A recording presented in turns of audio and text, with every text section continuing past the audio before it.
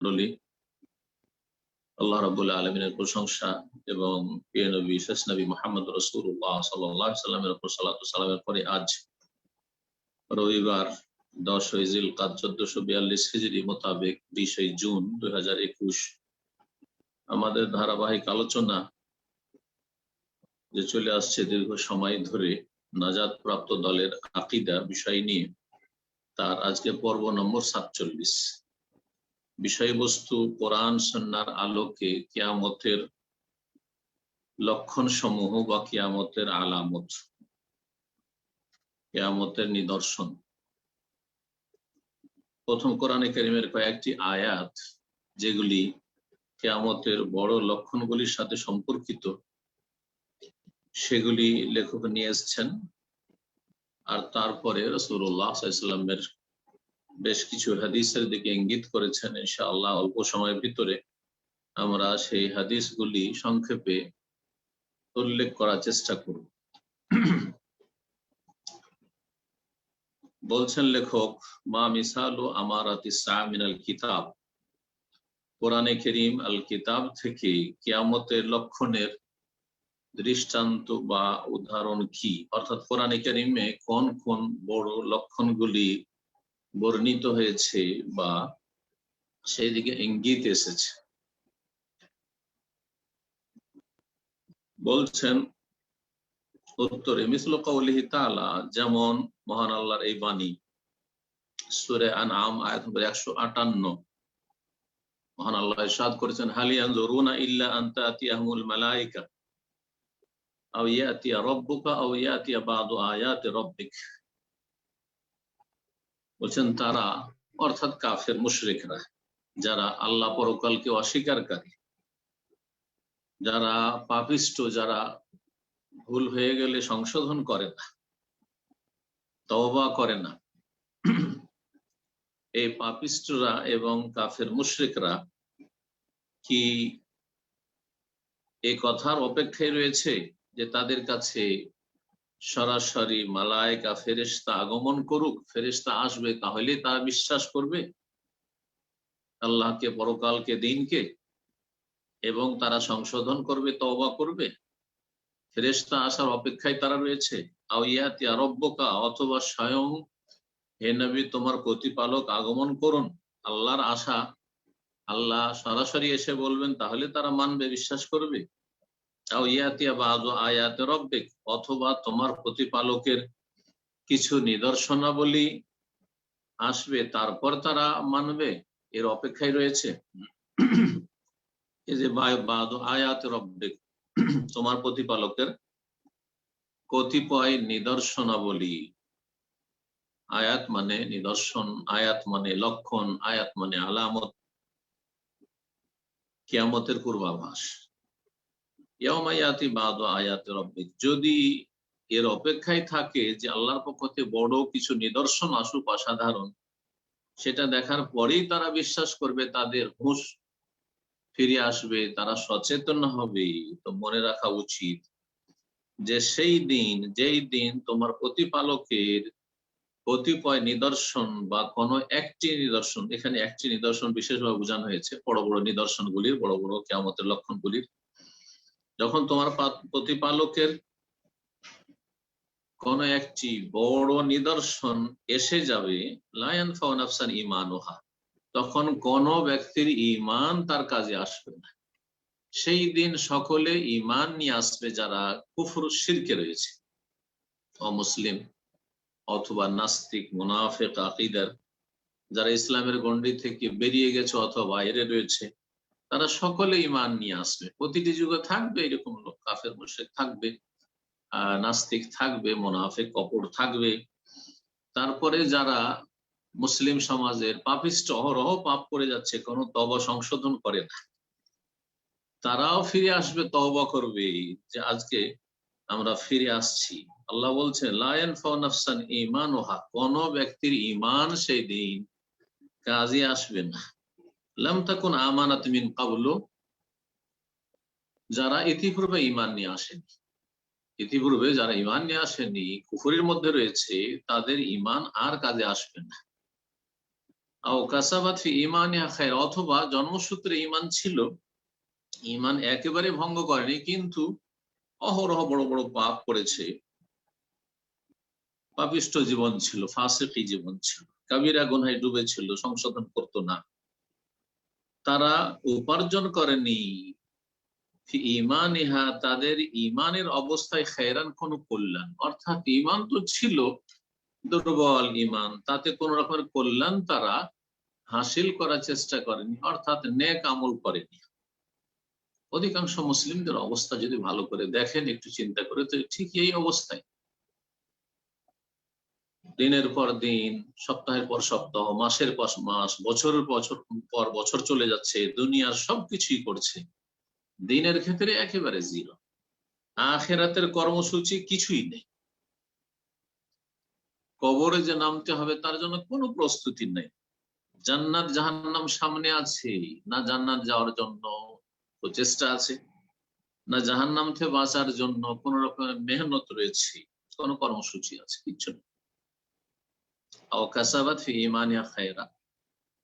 ঈমানের অবস্থায় কোন কল্যাণ অর্জন করতে পারেনি, কোন নেক আমল করতে পারেনি, গুনাহ থেকে বাঁচেনি, তওবা করেনি, সংশোধন করেনি, যারা এই কথা বলে, যারা মুসলিম সমাজের পাপিষ্ঠ, কাবিরা গুনহায় নিমজ্জিত, তাদের কথা বোঝানো হয়েছে, যেই দিন সেই বড় লক্ষণ দেখতে পাবে, সেই দিন তারা তওবা করবে, সংশোধন করবে, কিন্তু কোনো কাজে আসবে না, লা ইয়ানফাউ নাফসান ঈমান, সেই দিন না ঈমান কাজে আসবে, না সেই দিন খায়রান কোন কল্যাণ মানে তওবা সংশোধন কাজে আসবে।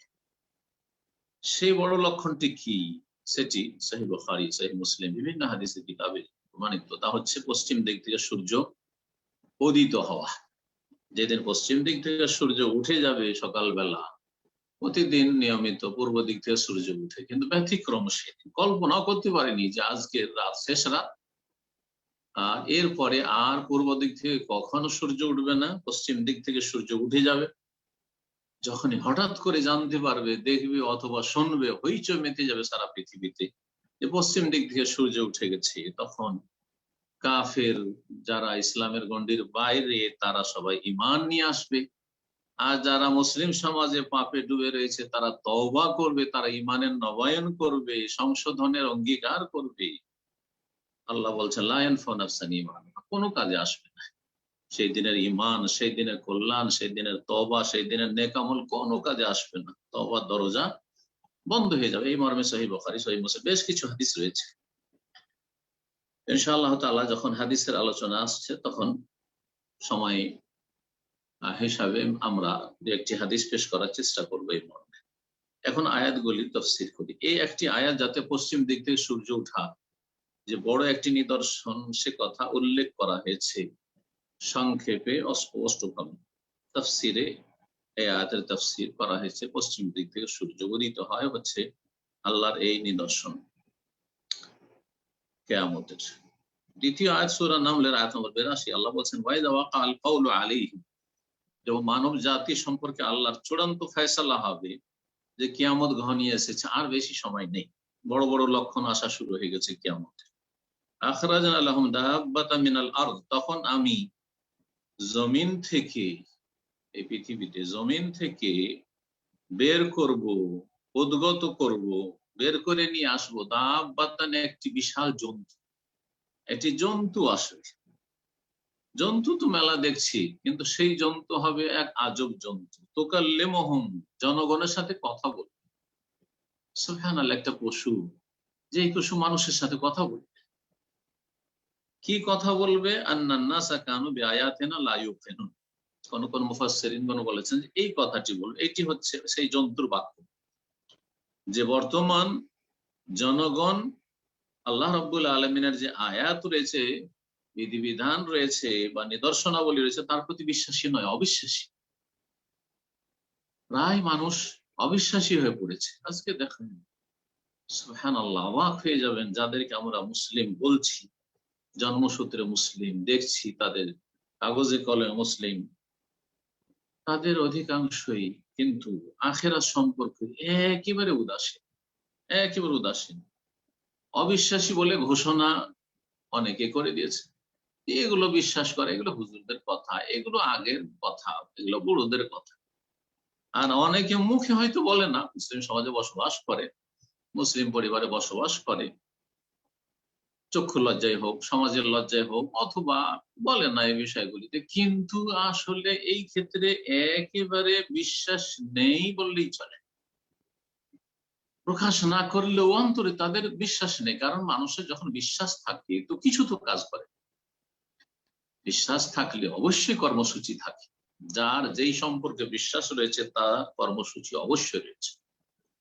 তাতে ত্রুটি থাকতে পারে মানুষের, কিন্তু অবশ্যই কাজ থাকবে। কিন্তু যাদের নেক আমল নেই, পাপে ডুবে থাকছে, জাতিতে মুসলিম, বলবেন যে বিশ্বাসী, আল্লাহ অন্তরে জামি, আল্লাহ অন্তরে হিসাবে, শুধু ঢালাও হারে কাফের বলা কাউকে উদ্দেশ্য মোটেই নয়, আর এটা জায়েজও নয়, আর সন্দেহ করাও জায়েজ নয়, কুধারণাও জায়েজ নয়, সুধারণায় রাখতে হবে। আর ঢালাও ভাবে শুধু নামে কাগজে পত্র মুসলিম হলে শুধু মুসলিম, এটাও নয় কিন্তু। তো এই আয়াতে তাহলে সেই যন্ত্র দাব্বাতুল আরদ, জি, অসাধারণ বড় লক্ষণ কিয়ামতের যেগুলি রয়েছে 10টির মতো, তার একটি হচ্ছে এই যন্ত্র, কথা বলবে মানুষের সাথে। আর কেউ কেউ বলেছেন যে কথা বলবে, যে কোনো কথা বলবে।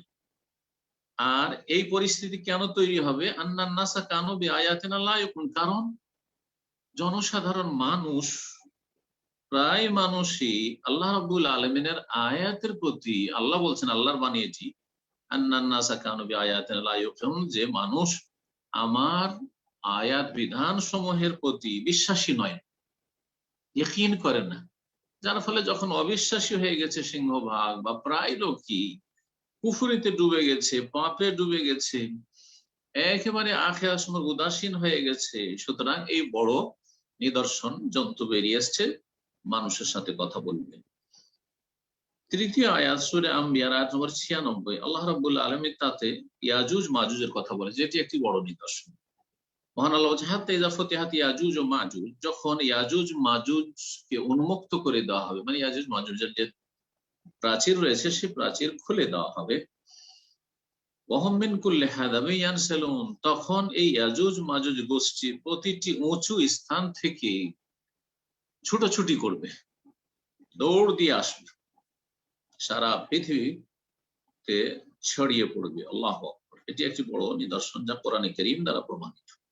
ওয়াক্তারাবাল ওয়াদুল হক, সত্যের প্রতিশ্রুতি ঘনিয়ে এসেছে, অর্থাৎ কিয়ামত যে চিরসত্য সেই সময় ঘনিয়ে এসেছে। তো এখানে ছিল ইয়াজুজ মাজুজের কথা।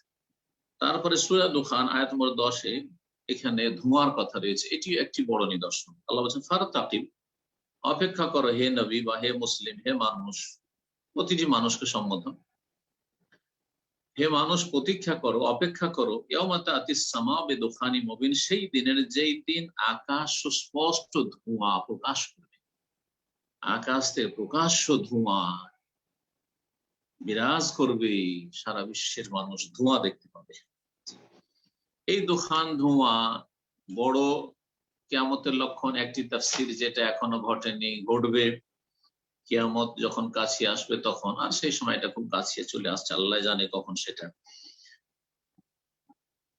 আর আরেকটি তাফসীর হচ্ছে যে নবী সাল্লাল্লাহু আলাইহি ওয়াসাল্লাম মক্কি জীবনে এটা হয়ে গেছে, যখন মক্কায় 7 বছরের দুর্ভিক্ষ নেমে এসেছিল নবী সাল্লাল্লাহু আলাইহি ওয়াসাল্লামের বদদুয়ায় কাফের মুশরিকদের উপর, তখন ক্ষুধার তাড়নায় মানুষ, পেটের জ্বালায় এত এত কষ্টে ছিল, এত কষ্টে ছিল যে সেই সময় মানুষের পেটে খাবার না থাকলে দুনিয়া অন্ধকার হয়ে আসে আর ধোঁয়া ধোঁয়া মনে হয়। তো ওই রকম তারা ধোঁয়ার মতো দেখতো, ধোঁয়া তো আসলে ছিল না, কিন্তু চোখে ঠিকভাবে দেখতো না, ধোঁয়ার মতো মনে হইতো আকাশের দিকে তাকালে।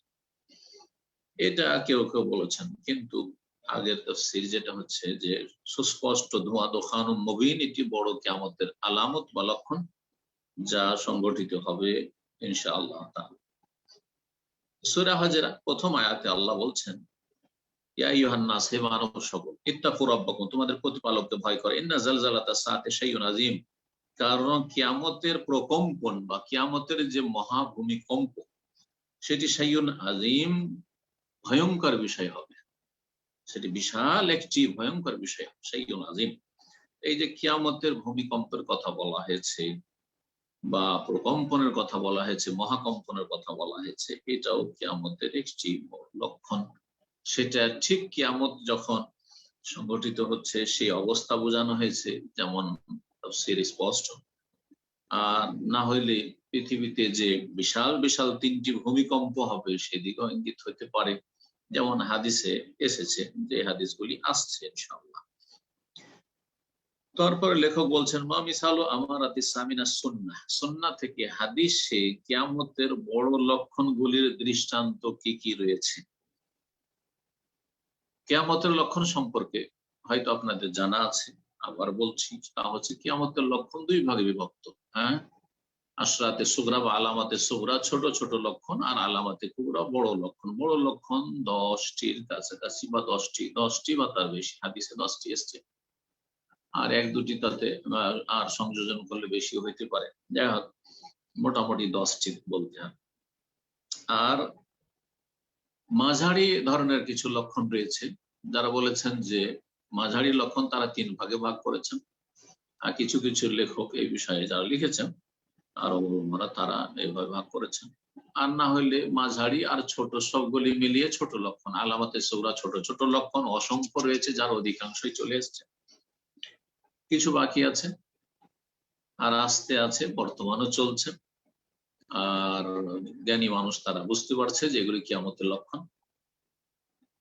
আর বড় লক্ষণগুলি একটিও আসেনি, আর সেগুলি সম্পর্কে অধিক কল্পনা জল্পনার কোনো প্রয়োজন নেই। যখন আসবে দিবালোকের মতো দেখতে পাবেন, শুনতে পাবেন, জানতে পারবেন নিশ্চিত।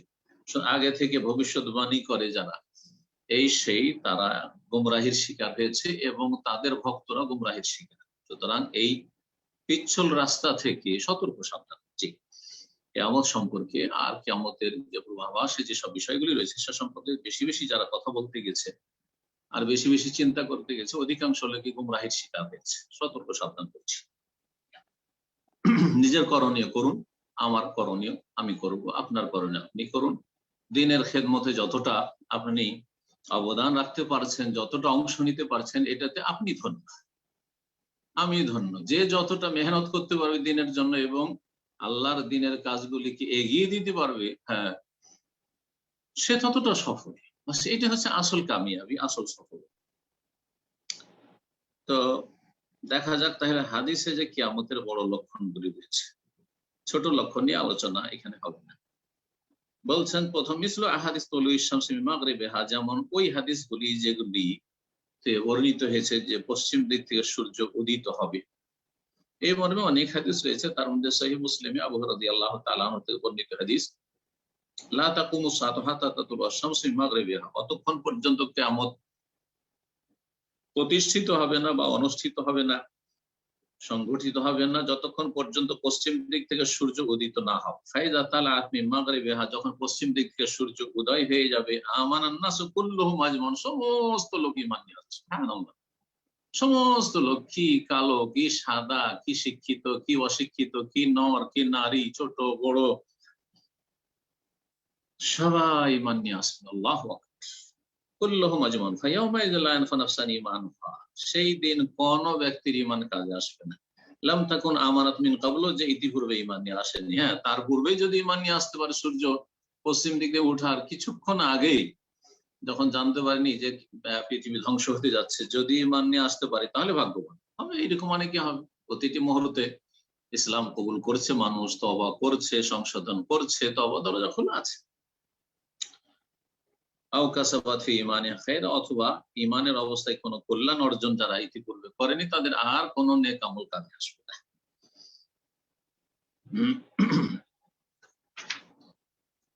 ওয়াহাদিস উদ্দাম, বা এইরকমই জন্তু যে বেরিয়ে আসবে আর কথা বলবে, জন্তু সম্পর্কে যে হাদিসগুলি রয়েছে, জন্তুর হাদিস সহিহ মুসলিমে হুযায়ফা বিন আসিদ গিফারি রাদিয়াল্লাহু তাআলা আনহু থেকে বর্ণিত হাদিস রয়েছে, নবী করিম সাল্লাল্লাহু আলাইহি ওয়াসাল্লাম একবার উঁকি মেরে দেখলেন যে সাহাবায়ে কেরামরা আপোষে আলাপ আলোচনা করছেন। জিজ্ঞেস করলেন, মা তাযাকারুন, কি সম্পর্কে তোমরা আলাপ আলোচনা করছো? কারণ নাযকুরু কিয়ামত সম্পর্কে আলোচনা করছি। কালা, তখন রাসূলুল্লাহ সাল্লাল্লাহু আলাইহি ওয়াসাল্লাম বললেন যে ইন্নাহা লান তাকুম, কিয়ামত সংগঠিত হবে না, হাত্তা তারাউনা ক্বাবলাহা আশরা আয়াত, যতক্ষণ পর্যন্ত তার পূর্বে 10টি বড় নিদর্শন না দেখে। এই হাদিসে 10টি কথা এসেছে। তার মধ্যে প্রথম দোকান উল্লেখ করেছেন, দোকান মানে ধোঁয়া, যার কথা একটু আগে আলোচনা করলাম সূরা দোকানের আয়াতের আলোকে। দ্বিতীয় দাজ্জাল, তৃতীয় হচ্ছে সেই দাব্বাতুল্লার জন্তু, আর চতুর্থ হচ্ছে তলুশ শামস মাগরিবা, পশ্চিম দিক থেকে সূর্য উদয় হওয়া। পঞ্চম হচ্ছে নজরুল ঈসা ইবনে মারিয়াম, মারিয়াম পুত্র ঈসা আলাইহিস সালামের অবতরণ আকাশ থেকে। 6 হচ্ছে ইয়াজুজ মাজুজের বেরিয়ে আসা। আর তারপরে 3টি হবে বিশাল ভূমিকম্প, সালাসাতু খুসুফ, কাসফুন বিল মাশরিক, একটি বিশাল ভূমিকম্প হবে পৃথিবীর পূর্বাঞ্চলে। এখন পৃথিবীর পূর্বাঞ্চল বলতে আল্লাহ ভালো জানেন কোন অঞ্চলকে বোঝানো হয়েছে। বিশাল বিস্তর অঞ্চল হতে পারে, সেটা চায়না, জাপান, অস্ট্রেলিয়া থেকে শুরু করে আল্লাহ জানে এশিয়ার, আল্লাহ ভালো জানে কোথায় আল্লাহ হেফাজত করেন জান। আর এরকম মহাসংকটের পরিস্থিতি থেকে আল্লাহ যেন আমাদের হেফাজত করেন, তার আগে আল্লাহ ইমানের অবস্থায় যেন আল্লাহ রাব্বুল আমাদেরকে কবুল করেন। 3টি বিশাল ভূমিকম্প হবে, ধস নেমে আসবে পৃথিবীতে। একটি পূর্ব দিকে ওয়াখাসফান বিল মাগরিব, আর একটি পশ্চিম দিকে। পশ্চিম দিকে বলতে ইউরোপ বোঝানো হয়েছে না আমেরিকা বোঝানো হয়েছে না সবগুলি বোঝানো হয়েছে, তাও আল্লাহ ভালো জানেন। ওয়াখাসফান বিজাজিরাতিল আরব, আর তৃতীয়টি হবে আরব উপদ্বীপে। আরব উপদ্বীপ, আল্লাহ যেন হেফাজত করেন ভালো মানুষ।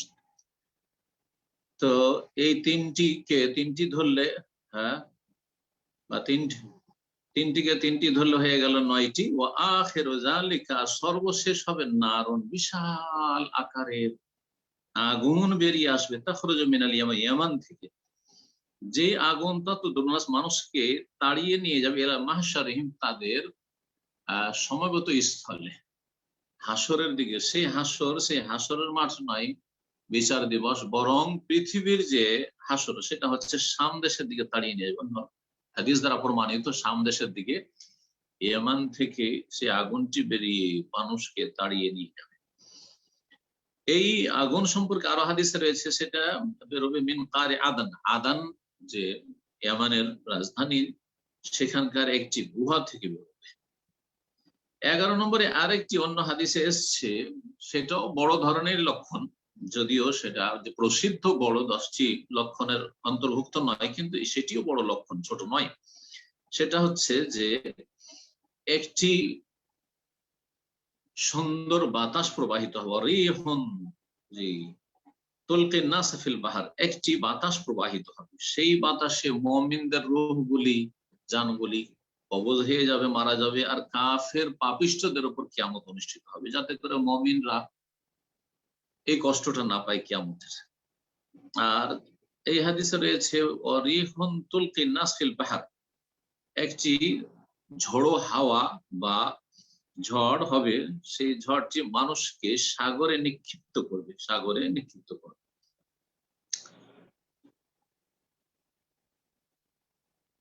আর আরেকটি হাদিসে রয়েছে, যে হাদিসটি সহিহ মুসলিমে রয়েছে, যে একটি আগুন বেরোবেন আরদিল হেজাজ, হেজাজের ভূমি থেকে। হেজাজ হচ্ছে এই আরব দেশ, এই হেজাজ থেকে বেরোবে। তদিও আনাকাল এবেল বে বুসরা, বুসরা নামক স্থানে উটের কাঁধকে আলোকিত করবে সেই আগুন। এসব কথাগুলি বিভিন্ন হাদিসে রয়েছে। ঈসা আলাইহিস সালামের অবতরণ সম্পর্কে এখন দেখা যাক। বলছেন যে আহাদিসুল ফিতান, যেমন ফিতনার হাদিসগুলিতে দাজ্জালের কথা রয়েছে, ওয়াল মালাহিম, আর বিশাল বিশাল যুদ্ধের কথা, বিশ্বযুদ্ধ অনেক হতে পারে, একাধিক হতে পারে। আর সেই সম্পর্কে এত বেশি আমাদের মন্তব্য করার প্রয়োজন নেই যে সেটা হতে যাচ্ছে, কখন হতে যাচ্ছে, কার মধ্যে হতে যাচ্ছে। এই সব কথা যারাই বলতে গেছে তারা বিভ্রান্তির শিকার হয়েছে। মালাহিম, কিতাবুল মালাহিম একটি পর্ব, হাদিসের কিতাবে, অনেকগুলি হাদিসের কিতাবে রয়েছে, মানে খুব বেশি যুদ্ধ হবে, আর যাতে অধিকাংশ মানুষ, বিশেষ করে পুরুষরা নিহত হবে, এসব কথা এসছে। ফিতনা ফাসাদ হবে।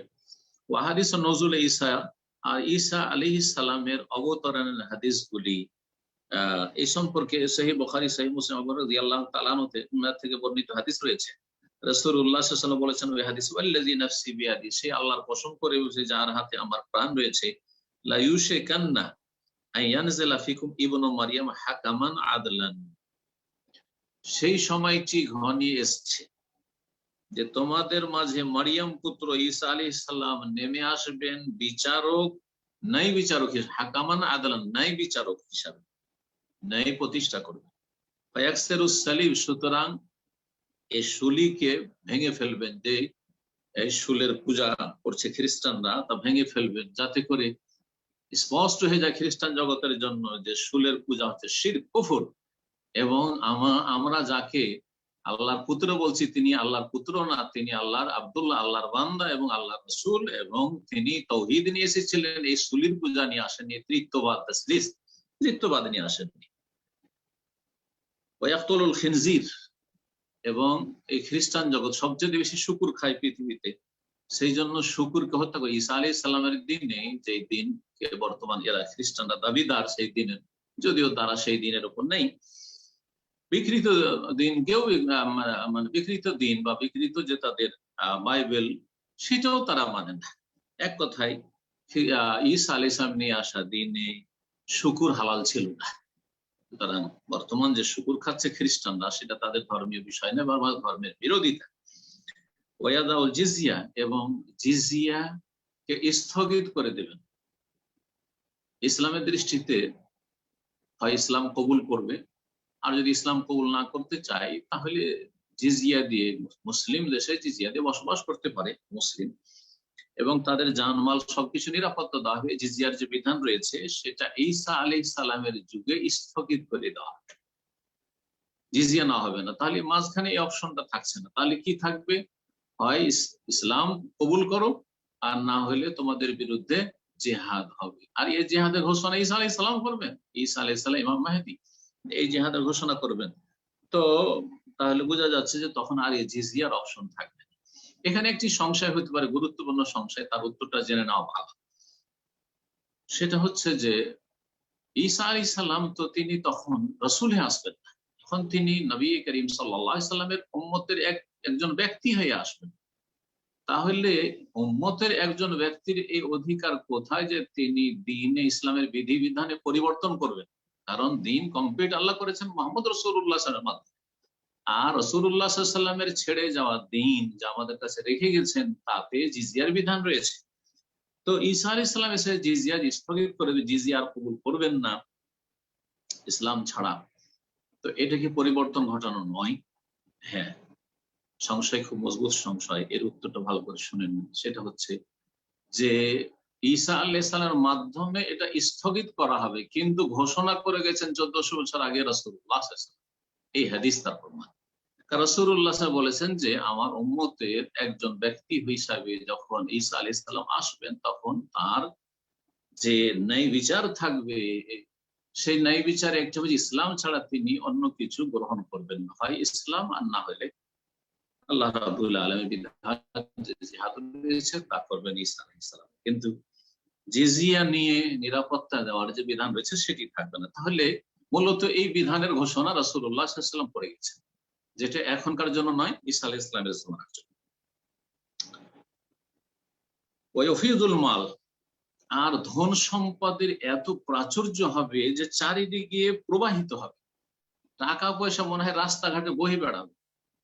যেমন এক শ্রেণীর লোকেরা যারা আরব দেশে আসেন, আজকাল একটু কম বলছে কারণ যোগাযোগ হয়ে সোশ্যাল মিডিয়াতে মানুষ দেখতে পাচ্ছে আরবের অবস্থা কি অবস্থায় আছে। অনেকে এখানে প্রবাসীরা কষ্টও আছে বিভিন্ন আরব দেশগুলিতে বা বিভিন্ন জায়গায় প্রবাসে এসে। একসময় আমরা যখন ছোট ছিলাম শুনতাম যে সৌদি আরবে রাস্তাঘাটে টাকা পয়সা এমনি পড়ে, আর অনেকে মনে করতো, অল্প স্বল্প লোক আসতো তো, আর এই তো যোগাযোগ মাধ্যম ছিল না কিছু, মনে করতো যে সেই দেশে গাছের পাতার মতো টাকা পয়সা পাওয়া যায়, শুধু চলে যেতে পারলেই কাজ হয়ে যায়। তো এটা তো শোনা কথা, অবাস্তব কথা আমরা শুনে রেখেছিলাম ছোট কালে, বা শুনতাম, লোকেরাও শুনতো, বিশ্বাসও করতো অনেকে যে ওই দেশে এমনি এমনি টাকা পাওয়া যায়, খাটনি করা লাগে না, কোনো ডিউটি করা লাগে না। কিন্তু বাস্তবে অফিদুল মাল, ধন সম্পদ প্রবাহিত হবে এত বেশি যে উপচে পড়বে, মানুষের টাকা পয়সা রাখার জায়গা পাবেন। ইফিদুল মাল হাত্তা লা ইয়াকবালাহু আহাদুন, এখন যাকাত দিবে, সাদকা করবে, দান খায়রাত করবে, বালা মুসিবতে এসছে, মানুষ দান খায়রাত করে খুঁজে পাবে না লোক, কেউ নিতে চাইবে না, বলবে যে ও কালকে প্রয়োজন ছিল, কালকে দিলে দিতাম, আজকে তো আমার কাছে টাকা আছে, আমি তো খুঁজে বেড়াচ্ছি কাকে দিব। সেই সময় টাকার কোনো মূল্য থাকবে না, তখন কিসের মূল্য থাকবে? একটি সজদার মূল্য থাকবে সারা পৃথিবীর চাইতে বেশি। হাত্তা তাকুনা সাজদাতুল ওয়াহিদাতু খায়রুম মিনাদ দুনিয়া ওয়া মা ফিহা, একটি সাজদা সেই যুগে পৃথিবী এবং পৃথিবীতে যা কিছু রয়েছে তার চাইতে বেশি কল্যাণকর হবে। আল্লাহর ইবাদত বন্দেগী, সালাত 2 রাকাত, এটা অত্যন্ত গুরুত্বপূর্ণ সেই সময় হবে। কারণ পয়সা, সবার কাছে পয়সা আছে, পয়সার আর কোনো মূল্য থাকবে না, আর কেউ কারো মুখাপেক্ষীও থাকবে না আর্থিক দিক থেকে। এই ছিল ঈসা আলাইহিস সালামের অবতরণ সম্পর্কে হাদিস। তারপরে বলছেন খুরুজ ইয়াজুজ মাজুজ, ইয়াজুজ মাজুজ যে বেরিয়ে আসবে এই মর্মে হাদিস রয়েছে হুযায়ফা রাদিয়াল্লাহু তাআলা আনহু থেকে, সহিহ বুখারীতে, সহিহ মুসলিমে যায়েনব বিনতে জাহশ রাদিয়াল্লাহু তাআলা আনহা থেকে হাদিস বর্ণিত রয়েছে। রাসূলুল্লাহ সাল্লাল্লাহু আলাইহি ওয়াসাল্লাম একদিন ভীত সন্ত্রস্ত হয়ে প্রবেশ করলেন যায়েনব রাদিয়াল্লাহু তাআলার বাড়িতে, উম্মুল মুমিনিন, আর বললেন লা ইলাহা ইল্লাল্লাহ, লা ইলাহা ইল্লাল্লাহ, আল্লাহ ছাড়া কোনো সত্য মাবুদ নেই, ওয়াইলুল লিল আরাব মিন শাররিন কাদ ইকতারাব, আরব জাতির জন্য দুর্ভোগ, অনিষ্ট ঘনিয়ে এসেছে, অনিষ্ট ঘনিয়ে এসেছে, আল্লাহ হেফাজত করেন। ফতিহাল ইয়াউমা মিন রাদমি ইয়াজুজ ওয়া মাজুজ, আজকে ইয়াজুজ মাজুজের প্রাচীর খুলে দেওয়া হয়েছে। এইরকম ভাবে ওয়াহাল্লাকা বিইসবাইহিল ইবহাম ওয়াল্লাতি তালিহা, যে বৃদ্ধা আঙ্গুলি এবং তার পাশের যে তর্জনী, এই দুটোকে এইভাবে গোলাকার করলেন যে এতটুকু ছিদ্র করে দেওয়া হয়েছে, অর্থাৎ খুব সময় ঘনিয়ে এসেছে ইয়াজুজ মাজুজ বেরিয়ে আসার। এই ঘনিয়ে আসার যে বলেছেন রাসূলুল্লাহ সাল্লাল্লাহু আলাইহি ওয়াসাল্লাম, এটাই 1400 বছর চলে গেল। তো সুতরাং এমন কোন কথা বলবেন না যে এত সালের মধ্যে হয়ে যাবে, বা এমন কোন কথা শুনবেন না, কেউ যদি বলে তো জানবে যে নিশ্চয়ই সে গুমরাহ হয়েছে, গুমরাহি শিকার হয়েছে। যতই বড় তাকে লোকের আলেম মনে করুক, সে আলেম না, সে জাহেল, এবং সে মানুষকে নিজের দিয়ে আকৃষ্ট করার জন্য এরকম নতুন নতুন কথা পেশ করছে। সতর্ক সাবধানী, এই বড় এক ফিতনা সোশ্যাল মিডিয়ার যুগে। আল্লাহ সব ফিতনা থেকে বাঁচিয়ে রাখো, এবং এই সব ফিতনা থেকে জনগণকেও যারা ফিতনা করছে তাদের অনিষ্ট থেকে আল্লাহ বাঁচিয়ে রাখো। তো তারপরে যায়েনব বিনতে জাহশ বললেন, ফাকুলতু ইয়া রাসূলুল্লাহ, আমি তখন বললাম যে এত আপনি ভয়ে ভীত কেন? আনুহলাকু ফিনা সালিহুন, আমরা কি ধ্বংস হয়ে যাব অথচ আমাদের মাঝে নেক লোকেরা রয়েছেন? কালা নাম, ভালো মানুষ থাকা সত্ত্বেও আল্লাহর আযাব নেমে আসতে পারে। ইযা কাসরাল খাবাস, পৃথিবীতে যখন পাপাচার ব্যাপক আকার ধারণ করবে, অধিকাংশ লোক যখন পাপ করবে, অধিকাংশ বেনামাজি, অধিকাংশ জেনা ব্যভিচারে ডুবে আছে, অধিকাংশ লোক মদ খাচ্ছে, অধিকাংশ লোক কবর মাজার পূজা করছে, তখন আমাদের মতো সালেহীন থেকে কাজ হবে না, আল্লাহর আযাব চলে আসবে। আর নেক, অসৎ, মুশরিক আর মুআহিদ সবাই আল্লাহর আযাবের কবলে পড়বে। আল্লাহ যেন আমাদের হেফাজত করেন। তো এছাড়াও দোকান সম্পর্কে, ধোঁয়া সম্পর্কে হাদিস সহিহ মুসলিমে রয়েছে, আবু দাউদ, তিরমিজি, মুসনাদ আহমদে রয়েছে যে আরেকটি যে বাতাস, সে বাতাসটি হবে অত্যন্ত আরামদায়ক বাতাস, আল্লাতী তাকবিদু কুল্লা নাফসিন মুমিনা, সেই যুগে যারা মুমিন মুমিনাত হবে তাদের রূহকে, আত্মাকে গ্রহণ করবে। এই মর্মে হাদিস সহিহ মুসলিম রয়েছে। বলছেন সেই হাদিসে রাসূলুল্লাহ বাইনামাহুম কাযালিক, এই অবস্থায় হবে ইয বাআসাল্লাহু রিহান তাইয়্যিবা, কিয়ামত কাছে আসছে, আল্লাহ রাব্বুল আলামিন একটি খুব সুন্দর মনোরম বাতাস প্রেরণ করবেন। ফাতাখুযুহুম তাহতা আবাতিহিম, মানুষের বগলের তলায় সেই বাতাসটি লাগবে। ফাতাকবিদু রূহা কুল্লি মুমিন, প্রত্যেক মুমিন ঈমানদার ব্যক্তির আত্মাকে গ্রহণ করবে। ওয়া কুল্লু মুসলিম, প্রত্যেক মুমিন মুসলিমের। ওয়ায়াবকা শিরারুন নাস, যারা বদমাইশ লোক, বদমাইশ যারা মুসলিম সমাজের অত্যন্ত পাপিষ্ট, তারপরে কাফের, এরা থেকে যাবে। আলাইহিম তাকুমুস সাআ, আর এদের উপর কিয়ামত সংঘটিত হবে, ভালো মানুষের উপর কিয়ামত হবে। আলহামদুলিল্লাহ, এটি আমাদের জন্য সুসংবাদ। যারা ভালো মানুষ, অন্তত ঈমানের অবস্থা আছেন, তাওহীদের অবস্থা আছেন, শিরক বিদআত থেকে মুক্ত আছেন, পাঁচ ওয়াক্ত সালাত করছেন, ফরজ ওয়াজিব আদায় করছেন, হারাম কাবিরা থেকে বাঁচার চেষ্টা করছেন, ভুল হয়ে গেলে তওবা করছেন, এর চাইতে ভালো আর কি হইতে পারে? আলহামদুলিল্লাহ। কিয়ামত আসলেও কিয়ামত এইরকম, যারা ভালো মানুষ তাদের উপর কিয়ামত কায়েম হবে না, এবং কিয়ামতের সেই মহাদিবসের যে অনিষ্ট রয়েছে এবং আযাব রয়েছে সেগুলি থেকে রক্ষা পাবে ইনশাআল্লাহ। এইরকমই ধোঁয়া সম্পর্কে হাদিস রয়েছে। আর বললাম যে আপনার ওই সেই বাতাস সম্পর্কে হাদিস রয়েছে, ওয়াহাদিসুন নার আল্লাতী তাযহার, আর সেই আগুন যে প্রকাশ পাবে ইয়ামানের গুহা থেকে, সে সম্পর্কে হাদিস রয়েছে। ওয়াহাদিসুল খুসুফ, আর পৃথিবীতে 3টি বিশাল বিশাল যে ভূমিকম্প হবে সে সম্পর্কেও হাদিস রয়েছে, যে হাদিসগুলি এর আগে মোটামুটি ইঙ্গিত করে দেওয়া হয়েছে। এখানে আজকের আলোচনা শেষ করছি। ওয়া সাল্লাল্লাহু সাল্লাম আলা নবিয়িনা মুহাম্মদ ওয়া আলা আলিহি ওয়া সাহবিহি আজমাইন।